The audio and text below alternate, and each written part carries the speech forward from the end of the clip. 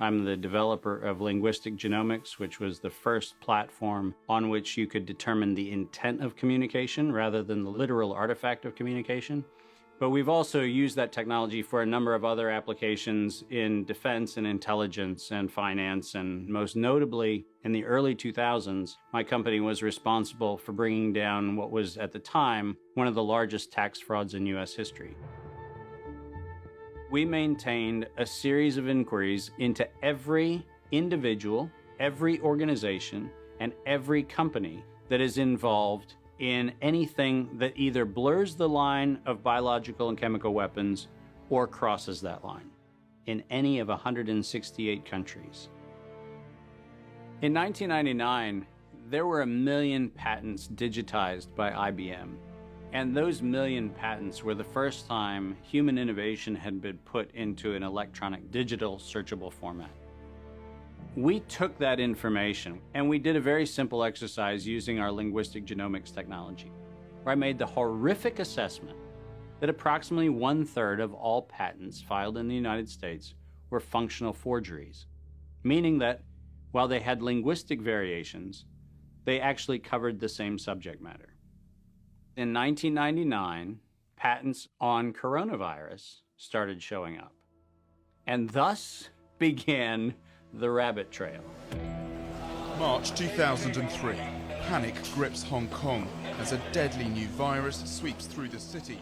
In 2003, the Center for Disease Control saw the possibility of a gold strike, and that was the coronavirus outbreak that happened in Asia.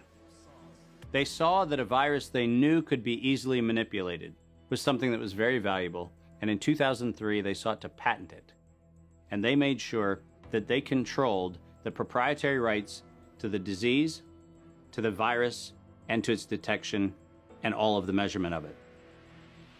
We know that Anthony Fauci, that Ralph Baric, that the Center for Disease Control, and the laundry list of people who wanted to take credit for inventing coronavirus were at the hub of this story.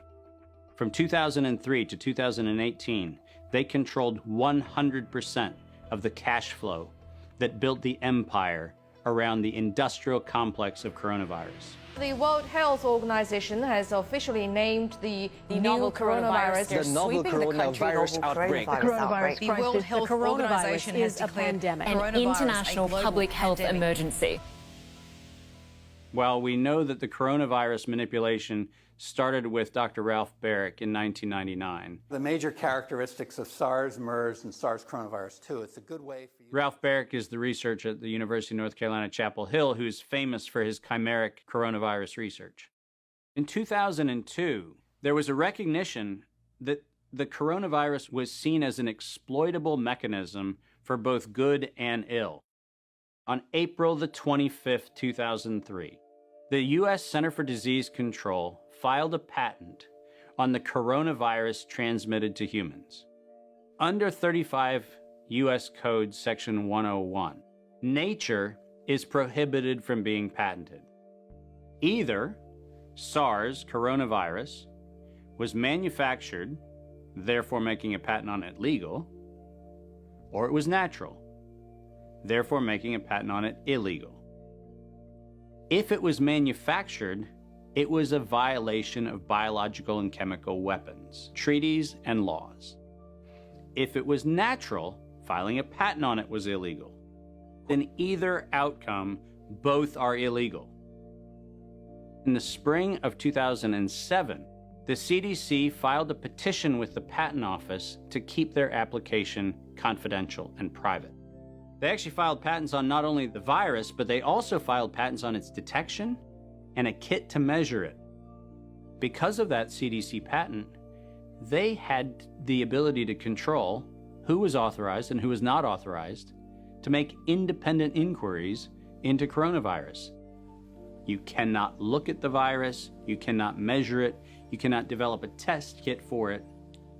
And by ultimately receiving the patents that constrained anyone from using it, they had the means, they had the motive, and most of all, they had the monetary gain from turning coronavirus from a pathogen to profit. Developing and owning a coronavirus vaccine has become a biotech arms race with political overtones. This vaccine gold rush is starting to bother me. Gold rush. Let's keep that in mind.